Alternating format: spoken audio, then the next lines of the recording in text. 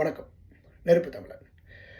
பிள்ளைங்களை படி படி படின்னு பெற்றவங்க படுத்துகிற கொடுமை கொஞ்சம் நிஜம் இல்லை. இன்றைக்கி பிள்ளைங்களுக்கு எமன் யார் அப்படின்னா பெற்றவனுக்கு தான். எந்த நேரமும் படிக்க சொல்லியே டார்ச்சர் பண்ணுறானுங்களே அப்படின்னு.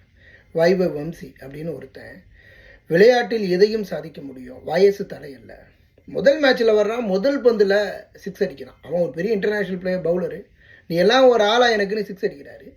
6 அடிச்சுட்டு ஒரு 30-35 ரன் அடிச்சுட்டு போகும்போது கண்கலங்கி வெளியில் போகிறான். கண்கலங்கி வெளியில் போகும்போது கிடைத்த வாய்ப்புகளை தவற விட்டோமா அப்படிங்கிற ஒரு வேதனையும் தன்னுடைய குடும்பத்தில் தன்னுடைய தாய் தந்தையை நினச்சி பார்த்துருப்பான். இவ்வளவு கஷ்டப்பட்டு வந்தோம், ஐயோ வாய்ப்பு இல்லாமல் போயிருப்பான். தன்னம்பிக்கையோடு போராடினா அடிச்சாம்பார் 35 பந்துக்கு 100 ரன். இன்றைக்கு படிப்பு வரலையா, தூக்கி போடுறா, விளையாடுறா அப்படிங்கிறதுக்கு ஒரு பெரிய எடுத்துக்காட்டாக இருந்த வம்சியை தலை வணங்குறேன்ப்பா. உண்மையிலே உன்னை பார்த்தோன்னா உன் காலில் விழுந்து தலை வணங்கணும்னு தோணுது. வாழ்த்துக்கள் தம்பி.